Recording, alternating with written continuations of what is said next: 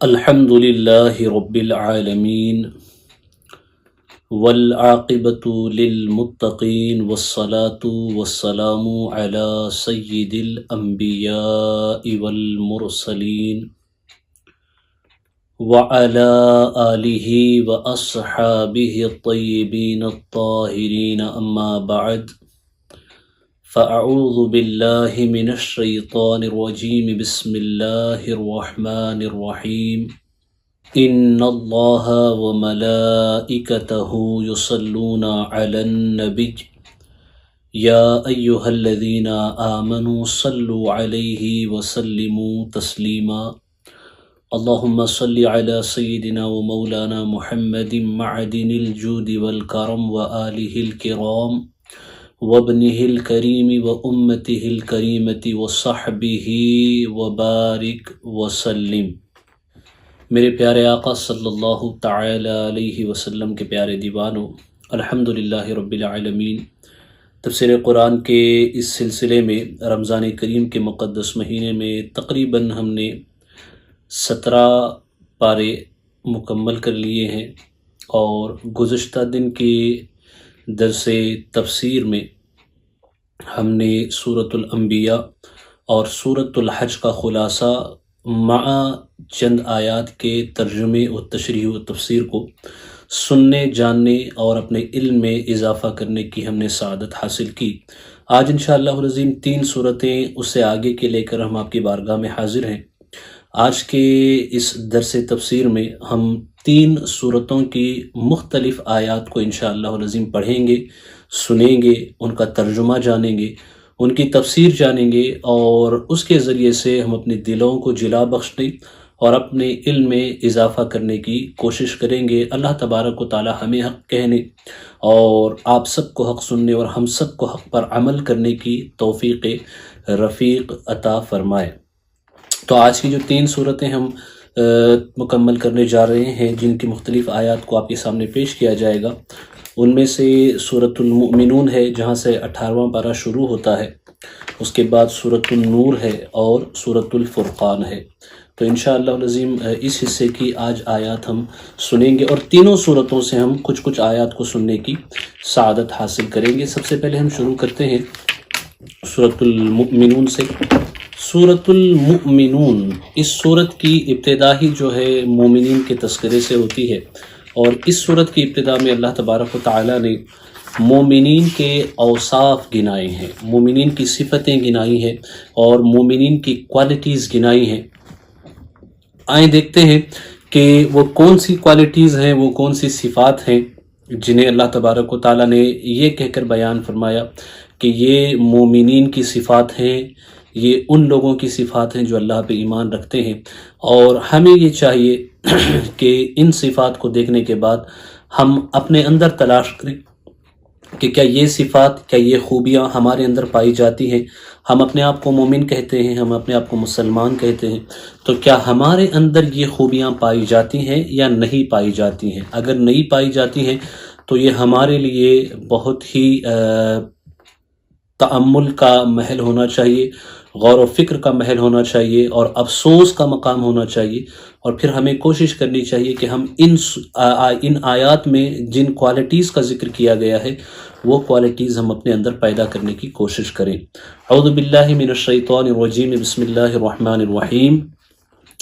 قد افلح المؤمنون، بے شک مراد کو پہنچے ایمان والے، بے شک کامیاب ہوئے، مراد کو پہنچے ایمان والے۔ الذین ہم فی صلاتہم خاشعون، اب وہ ان ایمان والوں کی پہلی صفت کیا ہے، پہلی کوالٹی کیا ہے؟ قرآن کہتا ہے جو اپنی نماز میں گڑ گڑاتے ہیں، جو اپنی نماز میں گڑ گڑاتے ہیں۔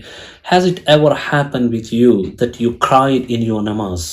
یہ کبھی آپ کے ساتھ ہوا ہے کہ آپ اپنی نماز میں روئے ہیں کہ ہم اپنے رب کے بارگاہ میں کھڑے ہیں، ہم اپنے رب کی بارگاہ میں حاضر ہیں؟ کیا کبھی آپ کی آنکھوں سے آنسو جاری ہوئے ہیں؟ کبھی آپ نے گڑ گڑایا ہے، تضرع کیا ہے کہ ہم اپنے مولا کی بارگاہ میں کھڑے ہوئے ہیں، وہ خالق، وہ مالک جو پوری کائنات کو جس نے پیدا کیا، جو پوری کائنات کا پالن ہار ہے، ہم اس کی بارگاہ میں کھڑے ہیں۔ تو یہ تضرع کرنا، گڑ گڑانا، ڈرنا، خشوع پیدا کرنا، توجہ رکھنا، یہ مومنین کی پہلی صفت ہے، پہلی صفت ہے۔ خشوع کے حوالے سے متعدد چیزوں کا ذکر کیا گیا کہ خشوع کس کو کہتے ہیں۔ خشوع یہ ہے نماز میں کہ جب آپ نماز میں کھڑے ہوں تو آپ کی پوری توجہ اللہ تبارک و تعالیٰ کی طرف ہو، پوری توجہ اللہ تبارک و تعالیٰ کی طرف۔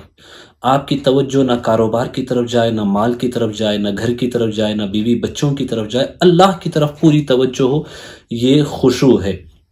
ہاں یہ ہو گیا خشوع۔ اس کو پیدا کرنا دشوار ہوتا ہے، مشکل ہوتا ہے۔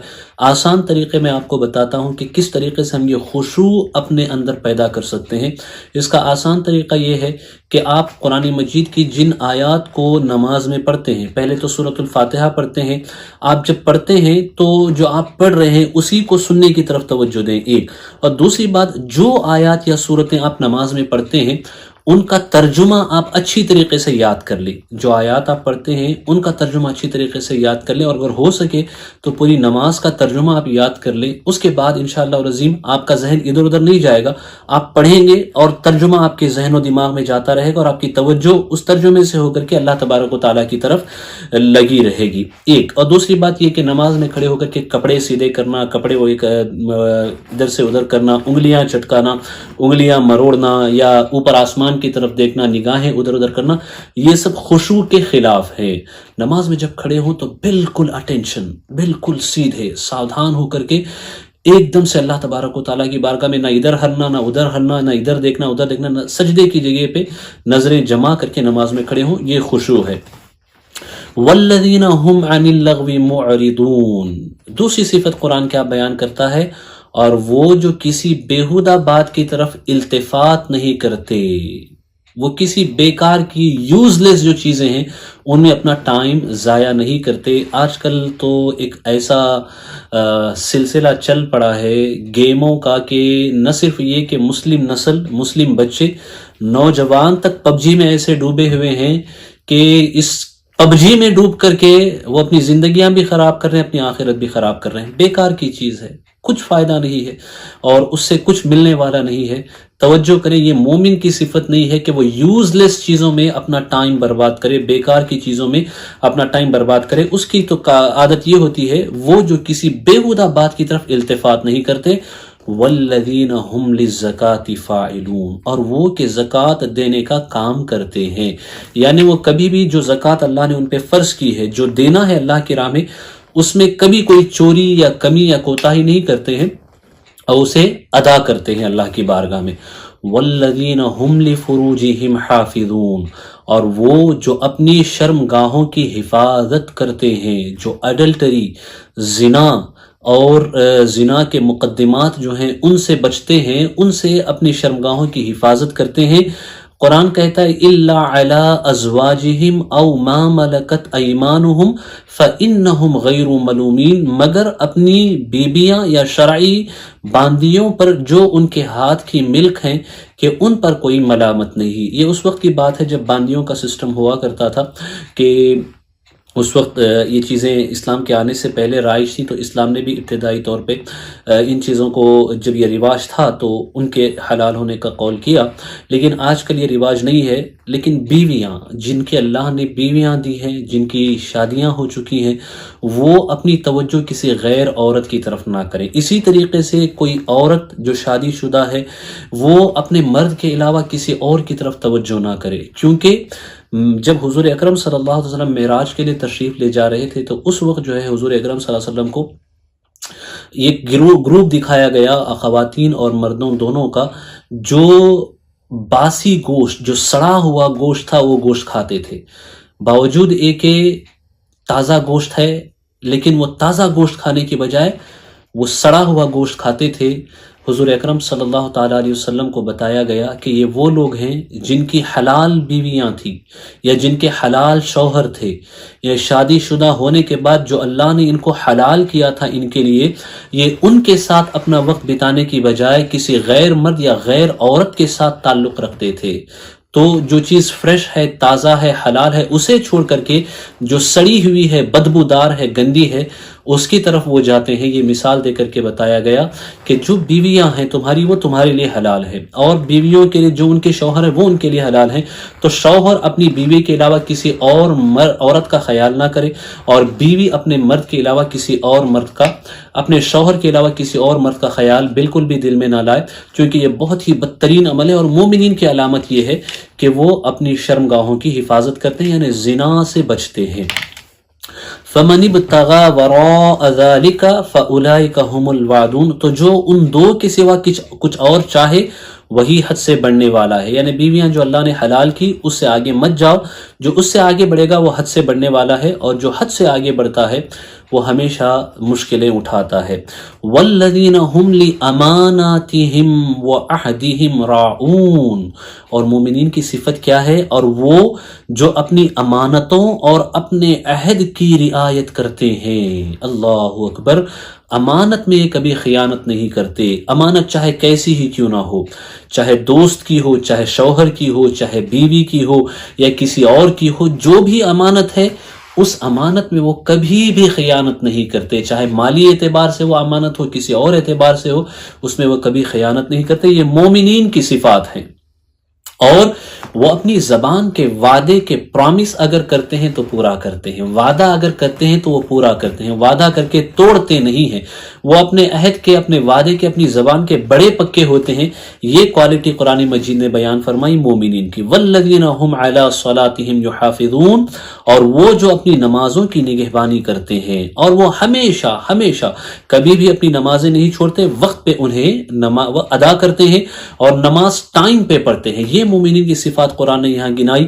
اب ان صفات کو آپ اپنے اندر ٹٹولیے، دیکھیے کہ ان صفات میں کتنی صفتیں ہمارے اندر ہیں، ان عادتوں میں سے کتنی عادتیں ہمارے اندر ہیں، اور کتنی عادتیں ہمارے اندر نہیں ہیں۔ اگر نہیں ہیں تو ان اچھی عادتوں کو اپنے اندر پیدا کرنے کی کوشش کریں۔ اولئک هم الوارثون الذین یرثون الفردوس ہم فیہا خالدون، یہی لوگ وارث ہیں کہ فردوس کی میراث پائیں گے، یعنی جنت اللہ ان کو وراثت میں عطا فرمائے گا، اور یہ فردوس اعلیٰ میں آرام کریں گے، وہ اس میں ہمیشہ رہیں گے، وہ جنت میں ہمیشہ رہیں گے، کوئی انہیں وہاں سے نکالنے والا نہیں۔ یہاں تک مومنین کی صفات بیان کی۔ اب اس کے بعد اللہ تبارک و تعالی انسان کو یاد دلاتا ہے کہ کن مراحل سے گزر کر کے وہ آیا ہے۔ ذرا ان مراحل پہ تو تم غور کرو، ذرا ان سٹیجز کو تو تم دیکھو جسے پاس کر کے تم آئے ہو، اور پھر اپنے رب کی ذات کے حوالے سے، اپنے رب کی قدرت کے حوالے سے اپنے ذہن کے اندر، اپنے ذہن میں تم اپنے ذہن کو بیدار کرنے کی کوشش کرو، اور اپنے آپ کو اپنے رب کی طرف مائل کرو۔ قرآن کہتا ہے وَلَقَدْ خَلَقْنَا الْإِنسَانَ مِنْ سُلَالَةٍ مِّن طِينٍ، اور بے شک ہم نے آدمی کو چنی ہوئی مٹی سے بنایا، ثم جعلناہ نطفۃ فی قرار مکین، پھر اسے پانی کی بوند کیا ایک مضبوط ٹھہراؤ میں، یعنی رحم مادر میں، ماں کے شکم میں، ماں کے پیٹ میں۔ ثم خلقنا النطفۃ علقۃ فخلقنا العلقۃ مضغۃ فخلقنا المضغۃ عظاما فکسونا العظام لحما، پھر ہم نے اس پانی کی بوند کو خون کی پھٹک کیا، پھر خون کی پھٹک کو گوشت کی بوٹی، پھر گوشت کی بوٹی کو ہڈیاں، پھر ان ہڈیوں پر گوشت پہنایا۔ ثم انشأناہ خلقا آخر، پھر اسے اور صورت میں اٹھان دی۔ فتبارک اللہ احسن الخالقین، تو بڑی برکت والا ہے اللہ، سب سے بہتر بنانے والا، جس نے لاکھوں کروڑوں انسانوں کو بنایا، کروڑوں انسانوں کو بنایا۔ اور کمال صنعت، کمال قدرت تو یہ دیکھیے کہ ہر انسان کو کچھ ایسی پہچان اس نے دی کہ وہ اس انسان کے علاوہ کسی اور میں نہیں پائی جاتی۔ خاص کر کے انسان کی جو یہ آنکھیں ہوتی ہیں، انسان کی آنکھیں جو ہوتی ہیں، یہ ریٹینا، اینڈ دین اس کے جو فنگر پرنٹس ہوتے ہیں، یہ دنیا کا کوئی بھی انسان چاہے کبھی بھی وہ پیدا ہو گیا ہو، یہ ہر ایک کے مختلف ہے، یہ ہر ایک کی آئیڈینٹی ہے۔ یہ آئیڈینٹی دینے والا اللہ تبارک و تعالیٰ ہے، اور قیامت تک جب تک لوگ آتے رہیں گے سب کی مختلف ہوگی۔ یہ کمال ہے اللہ تبارک و تعالیٰ کا۔ بس اللہ کی ان قدرتوں کو آپ پڑھیں، دیکھیں، سنیں اور سمجھیں، اور اللہ سے اپنے تعلق کو مضبوط کریں۔ اور یہ قرآن مجید کی تفسیر کا اور آیات کو آپ کے سامنے رکھنے کا جو سلسلہ شروع کیا گیا ہے، اس کا مقصد صرف اور صرف یہی ہے کہ آپ قرآن سے قریب تر آئیں۔ اب آئیں انشاءاللہ دوسرے حصے کی طرف منتقل ہوتے ہیں۔ وقت ہمارے پاس چونکہ بہت کم ہے تو ہم سورۃ النور کی طرف منتقل ہوتے ہیں، اور اس نور کی صورت سے نور کی برکتیں حاصل کرنے کی بھی ہم سعادت حاصل کریں گے۔ اللہ تبارک و تعالیٰ فرماتا ہے ان الذین جاءوا بالافک عصبۃ منکم لا تحسبوه شرا لکم بل هو خیر لکم لِكُلِّ امْرِئٍ مِّنْهُمْ مَا اكْتَسَبَ مِنَ الْإِثْمِ وَالَّذِي تَوَلَّى كِبْرَهُ مِنْهُمْ لَهُ عَذَابٌ عَظِيمٌ۔ تو تمہارا پردہ کھول دیتا بے شک وہ کہ یہ بڑا بہتان لائے ہیں تمہیں میں کی ایک جماعت ہے، اسے اپنے لیے برا نہ سمجھو بلکہ وہ تمہارے لیے بہتر ہے۔ ان میں ہر شخص کے لیے وہ گناہ ہے جو اس نے کمایا، اور ان میں وہ جس نے سب سے بڑا حصہ لیا اس کے لیے بڑا عذاب ہے۔ ان آیات کریمہ کا یہ 18 آیات ہیں تقریباً، ان کا بیک گراؤنڈ جو ہے یہ ہے کہ یہ 18 آیات کریمہ ہماری آپ کی پورے مومنین کی والدہ طیبہ طاہرہ سیدتنا عائشہ صدیقہ رضی اللہ تعالی عنہ، حمیرہ رضی اللہ تعالی عنہ، ان کے حق میں نازل ہوئی۔ اس کا قصہ ہم تھوڑا سا آپ کو سنا دیتے ہیں تاکہ ان آیات کو سمجھنے میں آپ کو آسانی ہو۔ دراصل ایک غزوہ واقع ہوا تھا 5ویں ہجری میں، غزوہ بنی مستلق۔ حضور اکرم صلی اللہ علیہ وسلم، صحابہ اکرام اور حضرت عائشہ صدیقہ رضی اللہ تعالیٰ عنہ بھی حضور اکرم صلی اللہ علیہ وسلم کے ہمراہ اس غزوے میں تشریف لے گئی۔ غزوہ ہو گیا، جب واپس آ رہے تھے، جب واپس پلٹ کر کے آ رہے تھے تو مدینے کے قریب جب یہ قافلہ پہنچا تو ہوا یہ کہ اس وقت جو ہے حضرت عائشہ صدیقہ رضی اللہ تعالی عنہا ہو یا پھر جو ہے دوسری خواتین ہو یا ازواج مطہرات جب جایا کرتی تھی تو ہوتا یہ تھا کہ اونٹ کے لیے کجاوا ہوتا تھا، یعنی اونٹ کے اوپر ایک طریقے سے پالکی ٹائپ کی چیز ہوتی تھی، اس میں جو ہے خواتین بیٹھا کرتی تھی، تشریف رکھا کرتی تھی اور پھر وہ اونٹ چلا کرتا تھا۔ تو ایسے ہی جو ہے آپ کے لیے بھی جو پالکی تھی، جو آپ کا کجاوا تھا جس میں آپ کو بیٹھنا تھا اونٹ کا، وہ آپ کے ساتھ تھا۔ جب واپس آئے تو وہ رات قریب جو ہے شام کا وقت تھا اور حالات ایسے تھے کہ اجالا اس وقت اتنا زیادہ نہیں تھا، تو حضرت عائشہ صدیقہ رضی اللہ تعالیٰ عنہ کو حاجت محسوس ہوئی تو آپ قضائے حاجت کے لیے ام المومنین تشریف لے گئی۔ تو آپ کی واپسی سے پہلے تک یہ ہوا کہ جب آپ وہاں تشریف لے گئی تو آپ کا ایک ہار جو تھا وہ گم ہو گیا، وہ ہار گم ہو گیا، اور ہار گم ہونے کی وجہ سے اس کی تلاش میں آپ لگ گئی۔ تو جب تلاش میں آپ لگ گئی تو واپسی میں وہاں سے آنے میں آپ کو دیر ہوئی۔ آپ کے آنے تک جو لوگ اونٹ کو آپ کے ساتھ، جو آپ کا اونٹ لے جانے والے تھے، جس اونٹ پہ آپ سوار ہونے والے تھے، انہوں نے سمجھا کہ حضرت عائشہ صدیقہ رضی اللہ تعالیٰ عنہ آ گئی ہیں اور سوار بھی ہو گئی ہیں، تو لہٰذا اس غلط فہمی میں وہ وہاں سے آگے بڑھ گئے۔ حضرت عائشہ صدیقہ رضی اللہ تعالیٰ عنہ پیچھے رہ گئی، اما عائشہ صدیقہ رضی اللہ عنہ وہاں پیچھے رہ گئی۔ اب جب آپ آئیں اس جگہ پہ تو آپ کو طرح کے آپ جب وہاں آئیں تو آپ یہ سوچنے لگی کہ اب جو ہے ہو سکتا ہے کہ یہ لوگ ضرور میری تلاش میں واپس آئیں گے، میں یہیں رہتی ہوں، تو آپ اسی جگہ پہ بیٹھ گئی۔ تو اس وقت سسٹم کچھ ایسا ہوا کرتا تھا کہ جب قافلہ پورا گزر جاتا تو ایک آدمی کو پیچھے رکھا جاتا تاکہ وہ چیزوں کو چیک کرتا ہوا آئے کہ کوئی چیز پیچھے تو نہیں رہ گئی، کوئی سامان تو نہیں چھوٹ گیا ہے، کوئی چیز رہ تو نہیں گئی ہے، ان کو وہ فالو اپ کرتے چیک کرتا ہوا ہے۔ تو ہوا ایسے کہ حضرت عائشہ صدیقہ رضی اللہ تعالیٰ جہاں پہ قافلہ رکا تھا وہاں بیٹھی تھی، تو اس وقت جو اس ڈیوٹی پہ مقرر تھے ان کا نام صفوان تھا۔ صفوان جو تھے وہ اس ڈیوٹی پہ مقرر تھے، تو وہ آئے وہاں پہ تو انہوں نے کیا دیکھا کہ یہاں حضرت عائشہ صدیقہ رضی اللہ تعالیٰ عنہ جلوہ بار ہیں، تو انہوں نے ان للہ و انا الیہ راجعون پڑھا، اور حضرت اما عائشہ صدیقہ رضی اللہ تعالیٰ عنہ نے جیسے آواز سنی تو آپ نے اپنی چادر سے اپنے آپ کو چھپا لیا۔ پھر تھوڑی سی تاخیر سے آپ مدینہ المنورہ تشریف لائیں، قافلہ پہلے آ گیا، آپ حضرت صفوان کے ساتھ اخیر میں آئی۔ حضرت صفوان جو تھے انہوں نے بہت ہی ادب، بہت ہی احترام، بہت ہی عفت و طہارت کا خیال کرتے ہوئے آپ کو وہاں تک پہنچایا، مدینہ المنورہ پہنچایا۔ آپ جب مدینہ المنورہ آ گئی، چونکہ آنے میں دیر ہوئی، کوئی ساتھ میں نہیں تھا، تو ایسے میں جو منافقین تھے، خاص کر کے عبداللہ ابن ابی ابن سلول، یہ جو تھا اس نے گندی گندی باتیں حضرت عائشہ صدیقہ رضی اللہ تعالیٰ عنہ کی طرف منسوب کی، تہمت لگائی اور آپ کے کردار اور کیریکٹر پہ انگلی اٹھا کر کے ونعوذ باللہ من ذالک آپ کے حوالے سے امانت میں خیانت کا الزام اور ونعوذ باللہ من ذالک بہت بری تہمت اس نے اما عائشہ صدیقہ رضی اللہ تعالیٰ عنہ پہ لگائی۔ تو جب اس نے تہمت لگائی تو ہوتے ہوتے ہوتے یہ تقریباً 1 مہینے تک یہ معاملہ چلا۔ حضور اکرم صلی اللہ علیہ وسلم کو بھی اس سے کافی تکلیف ہوئی، لیکن حضور اکرم صلی اللہ علیہ وسلم نے منبر پہ کھڑے ہو کر کے یہ اعلان فرما دیا کہ مجھے اس بات میں کوئی شک نہیں ہے کہ میری جو اہل ہیں، جو میری فیملی ہے وہ پاک ہے، وہ امانت دار ہے، اللہ نے ان کو ہر طرح کی برائی سے محفوظ کر رکھا ہے۔ لیکن جو اس وقت منافقین تھے وہ طرح طرح کی باتیں بناتے تھے، تو ان منافقین کی باتوں میں چند ایک مسلمان بھی آ گئے، چند ایک مسلمان بھی ان کی باتوں پہ یا تو سن کے خاموش رہے، ان کا رد نہیں کیا، یا تو کچھ لوگ وہ تھے جو اسے سن کر کے اس پہ ہنسنے لگے۔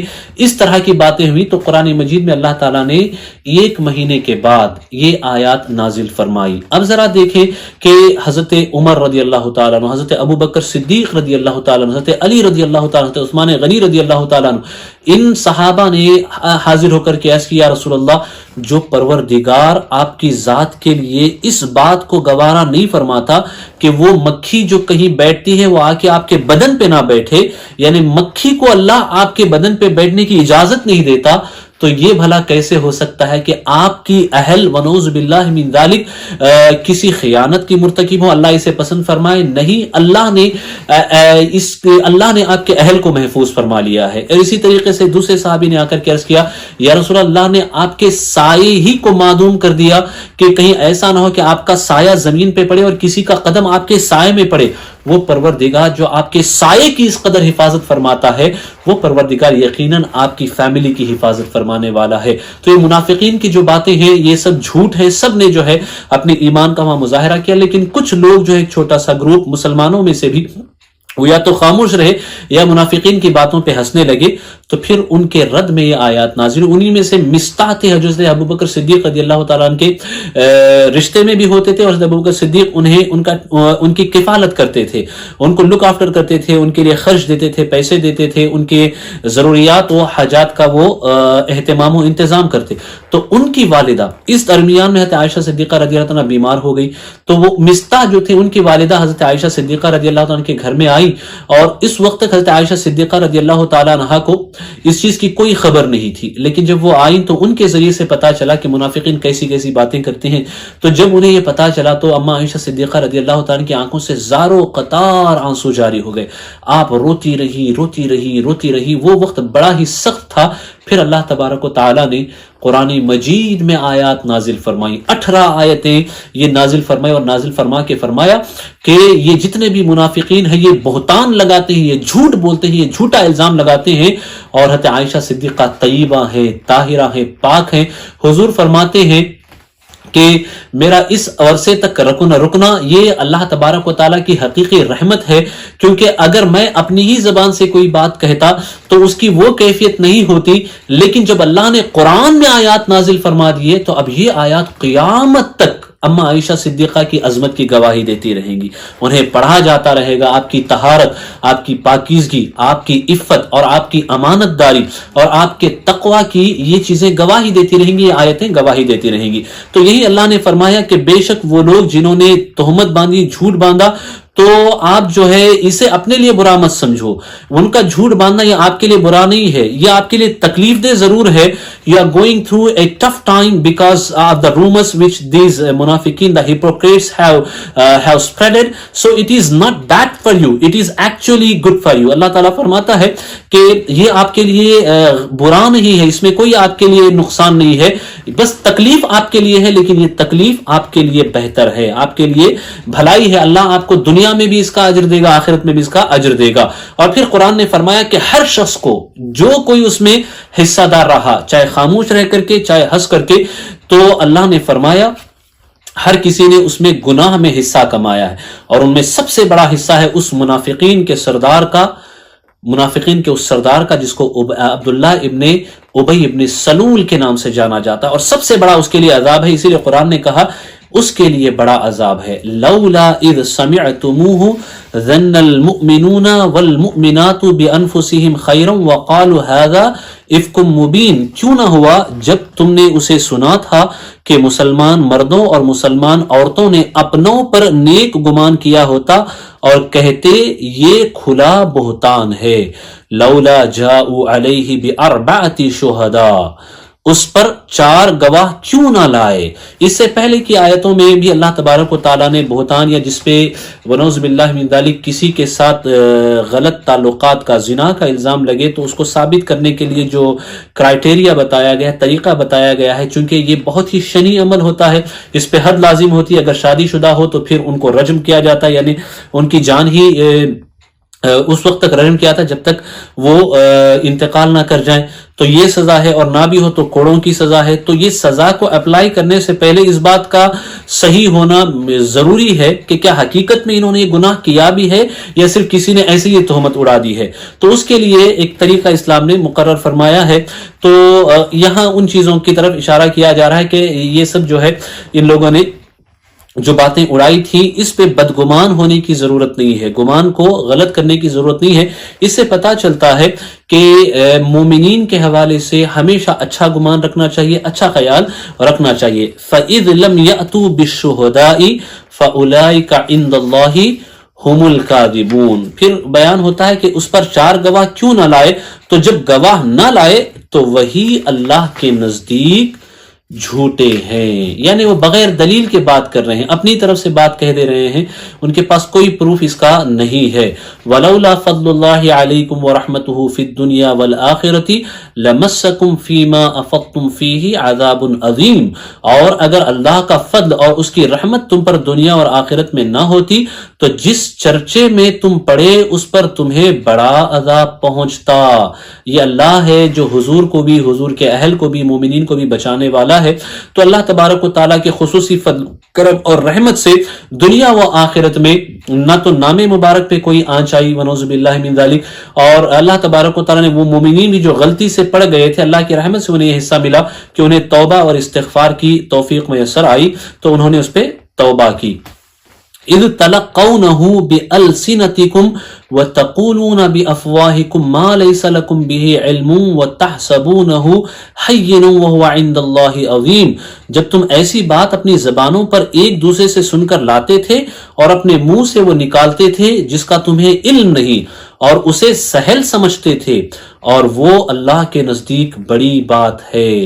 ذرا سنیں تو سنی ہوئی بات پہ کبھی بھی یقین نہیں کرنا چاہیے، اور سنی ہوئی باتوں کو بیان کرتے ہوئے نہیں پھرنا چاہیے. آج ہوتا ایسے ہے کہ سوسائٹی میں اگر کسی نے ایک بات نکال دی تو اس کے حوالے سے کہتے ہیں ارے وہ ایسا کرتی ہے یا وہ ایسا کرتا ہے.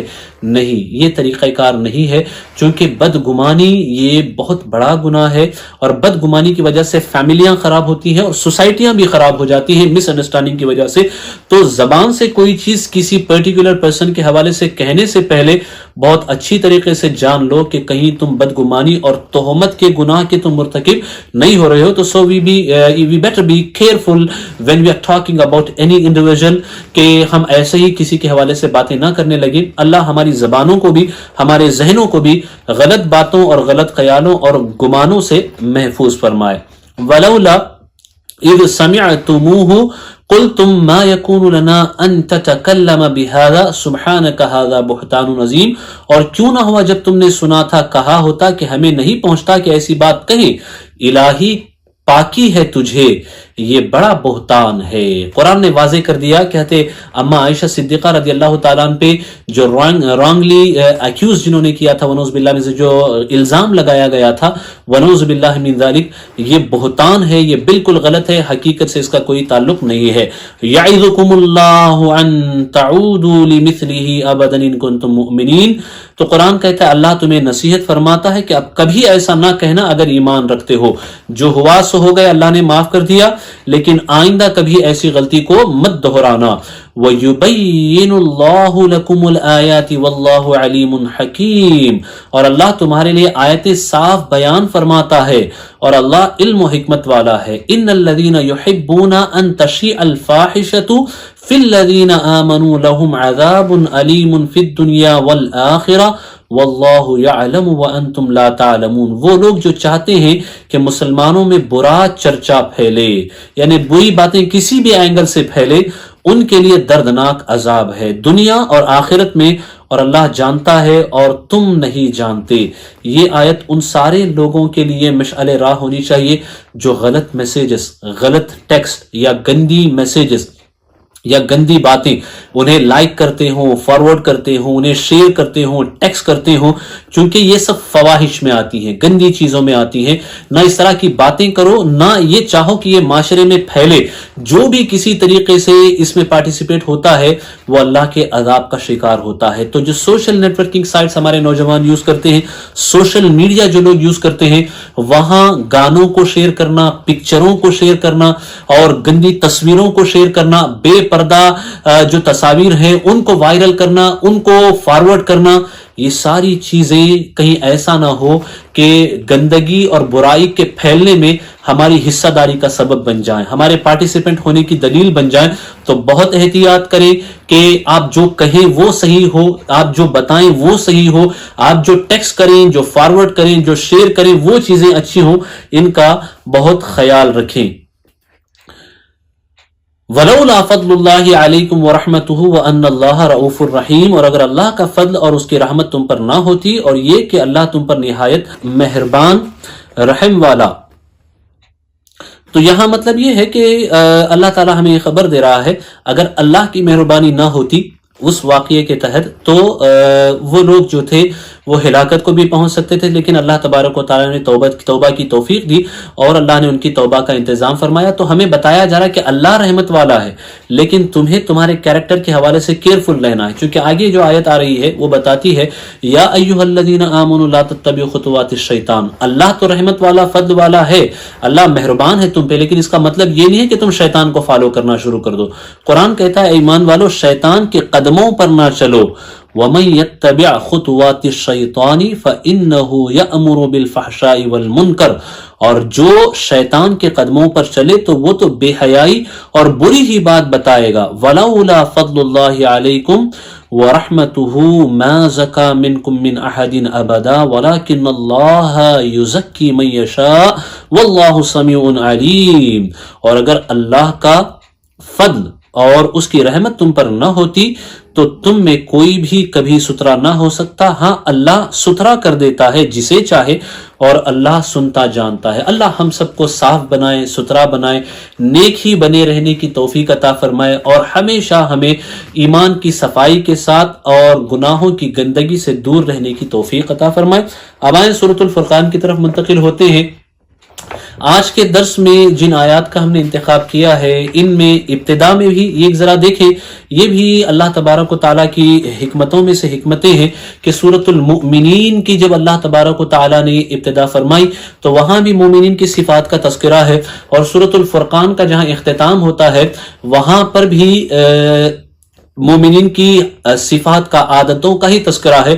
تو ہم بھی جو ہے ابتدا میں ہم نے مومنین کی صفات کا ذکر کیا، اور آج کے درس کے اختتام پر بھی ہم ان آیات کو تلاوت کریں گے جس میں مومنین کی صفات اللہ تبارک و تعالیٰ نے بیان فرمائی ہے۔ مومنین ہوتے کیا ہیں، اللہ کے جو بندے ہیں وہ ہوتے کیا ہیں، اسے ہم یہاں پہ سنتے ہیں، کیونکہ قرآن مجید کی بعض آیتیں بعض آیتوں سے، بعض صورتیں بعض صورتوں سے ایک خصوصی مناسبت رکھتی ہیں، ایک ربط رکھتی ہے، اور ان ربط کا جاننا، انہیں سمجھنا بہت ضروری ہے۔ اس کو اگر سمجھے تو کلام الہی کو سمجھنے میں آسانی پیدا ہوتی ہے، اور کلام الہی کے جو فوائد ہیں ہم بہت اور اچھے طریقے سے حاصل کر سکتے ہیں اور اسے ہم اپنی لائف میں استعمال کر سکتے ہیں۔ آئیں ہم سنتے ہیں کہ ان آیات میں اللہ کیا فرماتا ہے۔ ارشاد ہوتا ہے وَعِبَادُ الرَّحْمَنِ الَّذِينَ يَمْشُونَ عَلَى الْأَرْضِ هَوْنًا وَإِذَا خَاطَبَهُمُ الْجَاهِلُونَ قَالُوا سَلَامًا، اور رحمان کے بندے وہ ہیں کہ زمین پر آہستہ چلتے ہیں، زمین پر آہستہ۔ they really very humble people، ان کے یہاں بہت تواضع ہوتا ہے، اکڑ کے نہیں چلتے، اترا کے نہیں چلتے، پیروں کو مارتے ہوئے، آواز پیدا کرتے ہوئے نہیں چلتے، بہت ہی خاموشی کے ساتھ، نرمی کے ساتھ آہستہ آہستہ چلتے ہیں۔ اور جب جاہل ان سے بات کرتے ہیں تو کہتے ہیں بس سلام، وہ آرگیومنٹ نہیں کرتے، وہ آرگیومنٹ جھگڑے میں نہیں پڑتے. کوئی جاہل جو ہے بے تکی بات کہے, یوز لیس بات کہے, سینس لیس بات کہے, تو پھر وہ اس پہ بیٹھ کر کے حجت نہیں کرتے, وہ کہتے ہیں سلام ٹھیک ہے. یعنی وہ آرگیومنٹ میں اپنے آپ کو انگیج نہیں کرتے, وہ بیکار کی باتوں میں نہیں پڑتے. جاہل اگر ان سے ایسی باتیں کرتا بھی ہے تو وہ کترا کر کے ان سے نکل جاتے ہیں, سلام کہتے ہوئے وہ وہاں سے نکل جاتے ہیں. والذین یبیتون لربہم سجدا وقیاما. اللہ اکبر. یہ تو صبح کے وقت ان کی علامتیں ہیں. At the morning the signs are these, کہ جب وہ راستے کاروبار میں ہوتے ہیں, بازاروں میں ہوتے ہیں, جہاں بھی ہوتے ہیں, تو راستہ چلنے کی جب باری آتی ہے تو بہت آہستہ آہستہ چلتے ہیں, تواضع کے ساتھ چلتے ہیں, اور بیکار کی باتوں میں نہیں لگتے. اور رات میں ان کی حالت کیا ہے قرآن کہتا ہے, اور وہ جو رات کاٹتے ہیں اپنے رب کے لیے سجدے اور قیام میں, ان کی راتیں اللہ کی عبادت میں گزرتی ہیں. جو اللہ کے بندے وہ اللہ کی عبادت کرتے ہیں. یہاں دیکھیں قیام اللیل یا پھر راتوں کا قیام کرنا, اس کا مطلب یہ نہیں کہ پوری رات عبادت ہی کرتے رہیں. بتایا یہ گیا کہ اگر عشاء کی نماز پڑھنے کے بعد عشاء کی جو ادا کرنی ہے انہیں ادا کر کے کوئی ایکسٹرا 2 رکعت نفل بھی پڑھ لے تو اللہ تبارک و تعالیٰ اس کا شمار رات کو قیام کرنے والوں میں کر دیتا ہے. یہ اللہ کی رحمت ہے. اور جو تہجد پڑھتے ہیں ان کی تو بات ہی نرالی ہے. جو تہجد کے لیے اٹھتے ہیں تو ان کا کیا کہنا, کیونکہ وہ ایسے وقت میں اٹھتے ہیں جب پوری دنیا سو رہی ہوتی ہے, انہیں کوئی نہیں دیکھتا سوائے ان کے مالک کے, ان کے خالق کے, ان کے ماں باپ کے. تو وہ ہوتا ہے, اور وہ ان کے درمیان کوئی حائل نہیں ہوتا, ان کا رب ہوتا ہے, اور وہ ہوتے ہیں. اللہ تبارک و تعالیٰ تہجد کی عادت کی پابندی کی ہمارے سارے نوجوانوں کو, ہم سب کو توفیق عطا فرمائے. تہجد گزار بنو, تہجد کی عادت ڈالو, چونکہ تہجد بہت برکت والی چیز ہے. اس سے رزق میں برکت آتی ہے, صحت میں برکت آتی ہے, سوچ میں برکت آتی ہے, علم میں برکت آتی ہے, عمل میں برکت آتی ہے. یہ برکتوں سے بھری ہوئی عبادت ہے. اور سب سے بڑی چیز یہ ہے کہ تہجد کے وقت اٹھ کے جو مانگتے ہو تو اللہ عطا فرما دیتا ہے. اسپیشلی شوہر و بیوی کے لیے جو ہے, اگر ایک حدیث پاک ہے اسے میں یہاں پہ ذکر کر دوں. حدیث پاک ایسی ہے کہ شوہر اور بیوی ہے, کپل ہے, ان کپلز میں سے جو ہے کوئی ایک جاگا اور دوسرا جو ہے جاگ نہیں سکا, اور وہ نیند کی مٹھاس کی وجہ سے نیند میں لگا رہا. اب شوہر جاگ گیا اور اس نے آ کر کے پانی کے ہلکے سے کچھ چھینٹے اس طریقے سے اپنی بیوی کے چہرے پہ ڈالے, یا بیوی نے ہی اپنے شوہر کے چہرے پہ ڈالے, تاکہ انہیں جگائے کہ وہ اٹھ کر کے اللہ کی بارگاہ میں سر جھکائیں, تاکہ وہ اٹھ کر کے اللہ کی عبادت کریں. تو فرمایا گیا کہ یہ ادا اللہ کو اتنی پسند آتی ہے کہ اللہ اس ادا پہ فرشتوں کے درمیان میں اس کپل کا چرچا فرماتا ہے, اور پھر وہ جو مانگتے ہیں اللہ انہیں عطا فرما دیتا ہے. وہ جو کوشچن کرتے ہیں اللہ کی بارگاہ میں اللہ انہیں عطا کر دیتا ہے. اللہ توفیق عطا فرمائے کہ ہمارے جو مسلم نوجوان ہیں اور وہ اس طریقے کی پلاننگ کریں فیملیوں کے اندر کہ آج ہم آپ کو تہجد کے لیے جگائیں گے, کل ہمیں آپ تہجد کے لیے جگائیے. یہ روزانہ کا اس طریقے کا معاملہ بنائیں, اس کے بعد تہجد کے لیے مل بانٹ کر کے اٹھیں, اللہ کی عبادت کریں. اس طریقے سے آپ اپنی زندگی کو خوشگوار بنا سکتے ہیں. والذین یقولون ربنا اصرف عنا عذاب جہنم ان عذابها کان غراما. اور وہ جو عرض کرتے ہیں اے ہمارے رب ہم سے پھیر دے جہنم کا عذاب, بے شک اس کا عذاب گلے کا غل یعنی گلے کا پھندا ہے. یہ سب کچھ کرتے رہنے کے باوجود وہ اللہ سے ڈرتے رہتے ہیں, ہمیشہ اللہ کے عذاب سے پناہ مانگتے ہیں.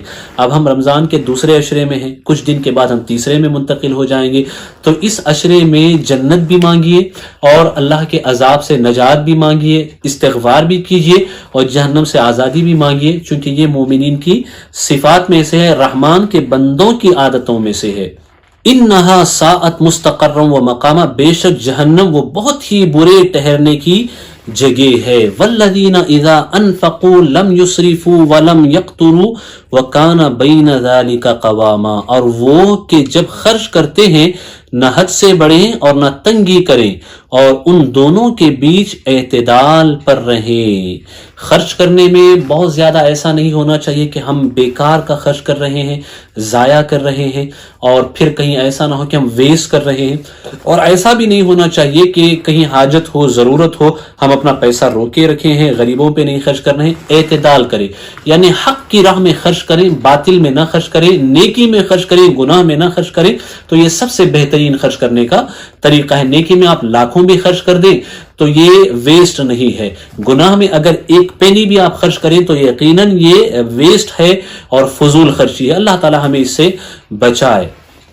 والذین لا يدعون مع اللہ الہا آخر ولا يقتلون النفس التي حرم اللہ الا بالحق ولا يزنون ومن يفعل ذلك يلقى اثاما، اور وہ جو اللہ کے ساتھ کسی دوسرے معبود کو نہیں پوچھتے اور اس جان کو جس کی اللہ نے حرمت رکھی ناحق نہیں مارتے اور بدکاری نہیں کرتے، اور جو یہ کام کرے وہ سزا پائے گا۔ یضاعف لہ العذاب یوم القیامت ویخلد فیہ مہانا، جو زنا کرے گا، بدکاری کرے گا، ایڈلٹری میں مبتلا ہوگا تو فرمایا گیا بڑھایا جائے گا اس پر عذاب قیامت کے دن، اور ہمیشہ اس میں ذلت سے رہے گا۔ الا من تاب وآمن وعمل صالحا فاولئک یبدل اللہ سیئاتہم حسنات، مگر جو توبہ کرے اور ایمان لائے اور اچھا کام کرے تو ایسوں کی برائیوں کو اللہ بھلائیوں سے بدل دے گا۔ وَكَانَ اللَّهُ غَفُورًا رَحِيمًا، اور اللہ بخشنے والا مہربان ہے۔ اللہ اکبر۔ یہ آیت اور ایک حدیث پاک حضور اکرم صلی اللہ علیہ وسلم نے بیان فرمائی، مسلم شریف کی حدیث ہے کہ وہ لوگ جو توبہ کرتے ہیں نا اپنے گناہ پہ، دیکھیں گناہ تو ہر کسی سے ہو سکتا ہے، چونکہ انسان خطا اور نسیان کا مرکب ہے، اور شیطان بیٹھا ہی اس لیے کہ آپ سے گناہ کرائے، لیکن اس سے زیادہ امپورٹنٹ یہ ہے کہ آپ اپنے گناہ پہ پچھتائیں، آپ ریگریٹ ہوں، آپ افسوس کریں کہ یہ مجھ سے کیسے ہو گیا، اور اس پہ توبہ کریں۔ یہ بہت ضروری ہے، بہت ضروری ہے۔ گناہ ہو گیا، اس کے بعد توبہ کریں، توبہ پہ قائم رہیں۔ تو جو توبہ کرے اور نیک عمل کرے ان کے حوالے سے فرمایا گیا ایک حدیث پاک، پھر ہم اپنی گفتگو کو ختم کر دیتے ہیں، کہ میدان محشر میں ایک بندے کو لایا جائے گا، ایک بندے کو لایا جائے گا، اور فرشتے اس کے صغیرہ صغیرہ گناہوں کو یاد کریں گے، اسے یاد دلائیں گے، تذکرہ کریں گے۔ وہ ڈر رہا ہوگا کہ ابھی تو چھوٹے چھوٹے گناہوں کی بات ہو رہی، میرے بہت سارے بڑے بڑے گناہ ہیں جو میں نے کیے ہیں، اگر اللہ مجھے آج ان کے حوالے سے پوچھ لے تو میں کیا جواب دوں گا، کیا جواب دوں گا؟ اللہ اکبر۔ تو جب وہ کہے گا کہ تم تو صغیرہ گناہوں کی بات کرے ہو فرشتوں، میرے وہ بڑے بڑے گناہ کہاں ہیں؟ تو فرشتے کہیں گے کہ یہ دیکھو، یہ تم نے بڑا گناہ کیا تھا لیکن تم نے توبہ کی تھی اور توبہ پہ قائم رہے تھے، تو اللہ نے نہ صرف یہ کہ تمہارے اس بڑے گناہ کو معاف کر دیا، یہاں دیکھو اللہ نے تمہارے اس بڑے گناہ کو نیکی میں تبدیل کر دیا ہے، اس کو اللہ نے بھلائی میں تبدیل کر دیا ہے۔ تو یہ جو تمہارے صغیرہ گناہ ہیں وہ بھی تمہارے معاف، تمہارے کبیرہ گناہ بھی معاف، اور بلکہ وہ کبیرہ گناہ جو تم نے توبہ کی تھی اس پر اور اس پہ قائم تھے، اللہ نے اسے نیکیوں میں تبدیل کر دیا۔ اب تم جنت میں جاؤ، اللہ کی رحمتوں کے مزے لو اور اللہ کی نعمتوں سے لطف اندوز ہو۔ تو توبہ is very important, repentance is very important, توبہ کرتے رہیں۔ اللہ ہمیں آپ سب کو توبہ کی توفیق عطا فرمائے، اور جو باتیں ہم نے کہی سنی اللہ ہم سب کو اس پہ عمل کی توفیق عطا فرمائے۔ انشاءاللہ العظیم کل پھر جو ہے کچھ آیتیں لے کر کے آپ کی بارگاہ میں حاضر ہوں گے۔ آخری آیت ہے، اسے سن لیں۔ اللہ تعالیٰ فرماتا ہے والذین لا یشہدون الزور واذا مروا باللغو مروا کراما۔ اللہ اکبر۔ اور جو جھوٹی گواہی نہیں دیتے، وہ نہ جھوٹ بولتے ہیں، عباد الرحمن نہ جھوٹ بولتے ہیں نہ جھوٹی گواہی دیتے ہیں، اور جب بیہودہ پر گزرتے ہیں اپنی عزت سنبھالے گزر جاتے ہیں۔ کوئی ایسی چیز جس کی وجہ سے آپ کی ریپوٹیشن خراب ہونے والی ہو، آپ کی عزت خراب ہونے والی ہو، تو اس چیز کے قریب جاؤ ہی مت، اس سے بچ کر کے نکل جاؤ، ہمیشہ اپنے آپ کو اس سے دور رکھنے کی کوشش کرو۔ یہی عباد الرحمن کی علامت ہے، اللہ اسے یہاں پہ بیان فرماتا ہے۔ اللہ تبارک و تعالی ہمیں توفیق عطا فرمائے، اور اللہ تبارک و تعالی جو صفتیں یہاں پہ بیان کی گئی ان صفتوں کو ہمیں اپنے اندر پیدا کرنے کی توفیق عطا فرمائے، اور جو کچھ ہم نے کہا اس پہ عمل کیا اللہ ہمیں سعادت عطا فرمائے، کہنے سننے میں کوئی غلطی ہو اللہ تعالیٰ معاف فرمائے۔ استغفر اللہ ربی من کل ذنب وخطیئۃ واتوب الیہ وما علینا الا البلاغ۔ السلام علیکم ورحمۃ اللہ وبرکاتہ۔ آج ہی SDI چینل کو سبسکرائب کریں، بیل آئیکن پر کلک کریں۔ ہماری حوصلہ افزائی کے لیے کمنٹس، لائک اور شیئر بھی کرتے رہیں۔